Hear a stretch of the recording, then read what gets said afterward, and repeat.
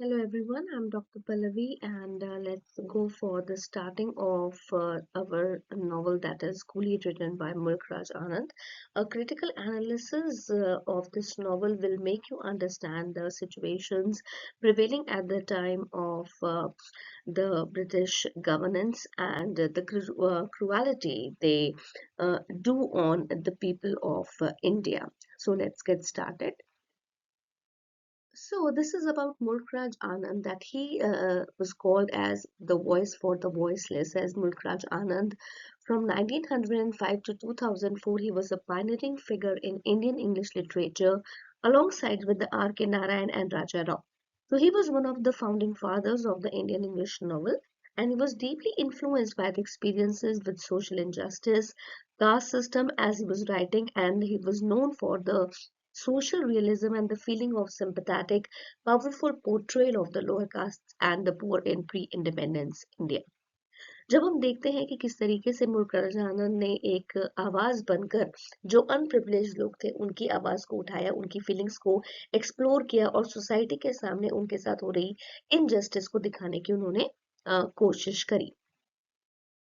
जब हम बात करते हैं नॉवल के बारे में, when we see the introduction of the novel, we see the publication facts that was published in 1936 Coolie as one of Anand's most famous impactful novels. So it followed the debut Untouchable 1935 जहां पर उनकी शुरुआत हुई Untouchable से 1935 में, and he cemented the reputation और वहां से उन्होंने आधार बनाया एक reputed powerful social critic के रूप में।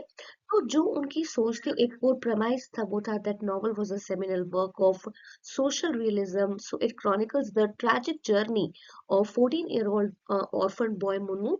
एक 14 साल के अनाथ बच्चे के बारे में कहानी है मुन्नू की, जब वो उसे खींच लिया गया था आइडिलिक विलेज से, जब वो अपनी सुहानी विलेज से निकलकर कॉलोनियल इंडिया की एक्सप्लॉयटेशन वाले वजूद में चला गया था। So the prevailing part is something that was very disturbing for Munnu. और मोनू यहाँ पर एक प्रोटैगनिस्ट यानी कि स्वयंभू एक जो अपनी कहानी को स्वयं बताता है कि उसके रूप में उसे यहाँ पर दिखाया गया है। So he was a coolie, he was just a coolie and it was his destiny. This is written by Mulk Raj Anand, जिन्होंने कूली को लिखा। उन्होंने कहा कि वो एक कूली था और वो कूली है और यही उसकी किस्मत है। So Munnu, an orphan boy from Kangra Hills, is the novel's innocent protagonist and his journey begins with native optimism. वो हमेशा एक उम्मीद की किरण लेकर शुरू चलता है अपनी जिंदगी में कि कहीं ना कहीं उसे एक जस्टिस मिलेगी और वो अच्छे से अपनी चीजों को, अपनी जिंदगी को निभा पाएगा। So he is quickly crushed by the society that sees him not as a person but as a unit of labour. और सोसाइटी, समाज में जब उसका जो वजूद होता है वो सिर्फ और सिर्फ एक लेबर के रूप में होता है, लेबरर के रूप में होता है, जिसे हम कूली कहते हैं। और मुनूज जर्नी जो हम पार्ट 1 में देखते हैं, we see the village. Munu's journey begins in Kangra Hills. As I've told you earlier, as an orphan, he is forced to leave the village with his uncle to find work, ending his childhood abruptly. जहां पर उसका बचपन खत्म कर दिया जाता है। बिलासपुर श्यामनगर में वो आता है। He gets his first job over there as a servant in the house of bank sub accountant Babu Nathuram, and here he faces constant humiliation. यहाँ पर उसे बहुत ज्यादा बेइज्जती सहनी पड़ती है, अब्यूज, मार पिटाई, हार्श रियलिटीज ऑफ क्लास और समाज में जातिवाद का जो दंश हम झेलते हैं कास्ट डिवाइड्स में, वो चीजें उसको यहाँ पर देखने को महसूस होती हैं। So in the part 2 we see कि मुन्नू की जो जर्नी है that comes from Bilaspur to Daulatpur. अब वो दौलतपुर आ जाता है and after freeing from Bilaspur he lands in a primitive pickle and jam factory. Jam factory के अंदर वो काम करता है। He experiences very brutal feudal capitalist exploitation, जहां पर भी the feudal people, the capitalist people, they try to exploit the laborer with giving low wages, कम तनख्वाह में ज्यादा काम करना, lives in squalor, छोटी छोटी अंधी गलियों में उनके घर बने होते हैं, but also finds brief companionship, लेकिन उसे वहां पर दोस्ती भी मिल जाती है। But in Bombay, in Mumbai, when he moves to the metropolitan city, Bombay में जब वो आता है, that is the symbol of modern capitalism, वो और भी ज्यादा खतरनाक कैपिटलिज्म के अंदर फंस जाता है, बिकॉज वहां पर जो आदमियों की अप्रोच होती है, the society, the approach of the people, that is very self fully self centred, सिर्फ अपने ऊपर वो आत्म केंद्रित होती हैं। So he becomes a cotton mill worker, वहां पर वो कॉटन मिल में काम करता है। लिविंग इन डिजीज स्लम, वहां पर बीमारियों के स्लम एरिया में, जैसा हम देखते हैं स्लम एरियाज बॉम्बे में बहुत ज्यादा है। When gots and he gots in the violent machinery of labour, और वहां पर बहुत ज्यादा दिन रात काम होता है। कम्युनल राइट्स के अंदर भी मुन्नू को वो चीजें फेस करनी पड़ती हैं। So in the next part 3 we see that he visits to Shimla. वो शिमला में आ जाता है जब कम्युनल राइट्स में उसका आमना सामना होता है। And after the strike in Bombay he is hit by a car driven by Mrs Mainwaring. वहां पर आके उसका एक्सीडेंट होता है और Mrs Mainwaring, she is a wealthy Anglo Indian women, जो उसको देखती है और उसको शिमला ले जाती है just to be her rickshaw puller, कि उसकी वो रिक्शा को खींचेगा और उसका अपना नौकर जो है वो बन जाएगा। बट और यही उसकी फाइनल स्टेज होती है, that is the final destiny of Munnu. Munnu की आखिरी जो चीज है वो मौत होती है, और इस तरीके से रिक्शा खींचना उन बड़ी पहाड़ियों में, that completely destroys his health, और he is reduced to a beast of burden. अब वो एक ऐसे बोझ का मारा बन जाता है जो अपना बोझ उतार नहीं सकता, because he dies of tuberculosis. अब उसे तपेदिक हो जाती है, भूखमरी के कारण जो बीमारी होती है उसे कंजप्शन की वजह से, यानी कि ट्यूबरक्लोसिस की वजह से खून की उल्टियां होकर उसकी मृत्यु हो जाती है। So this kind of situation shows the cruelty of the post-colonial times, where people never saw the small children as humans, but they tried to take exploit these small children into forced labors. So from hills to slums we see the path of descent, कि किस तरीके से उसका जीवन जो है ऊपर जाने के बजाय नीचे आ जाता है, low standards, and Munu's journey is a geographical and social descent।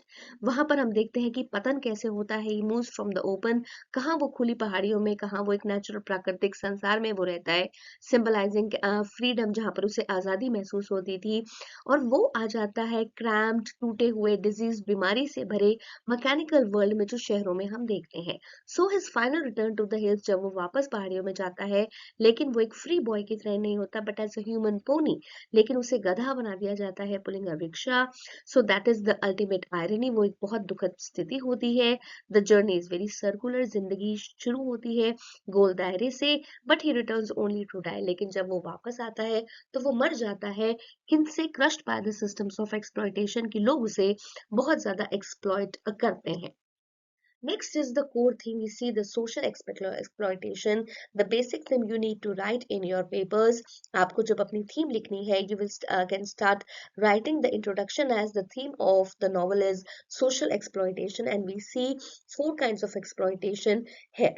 First is feudal exploitation seen in the village by landlord, जमींदार इस तरीके से एक्सप्लॉयटेशन करते हैं गांव में। मनी लेंडर्स जो सूदखोर होते हैं, हाउस होल्ड बाबू नाथुराम के घर में। Second is capitalist exploitation brutally depicted in the Dholpur pickle factory. Factories में कम वेजेस पर छोटे बच्चों को रखा जाता है so that they can earn more, और वो खाना भी कम मांगते हैं। And the Sir George White cotton mills in Bombay, वहां पर हम पूंजीवाद को देखते हैं। कॉलोनियल एक्सप्लॉयटेशन में हम देखते हैं embodied by the British factory owners. यहाँ पर ब्रिटिश फैक्ट्री ओनर्स ने इस पर कब्जा करा। Anglo Indian Mrs Mainwaring ने, who treats Munnu as an exploited exotic pet, वो उसको जानवर समझती है और उस पर अत्याचार करती है, but she never loves the boy that is 14 years old। Social exploitation है सामाजिक एक्सप्लॉयटेशन।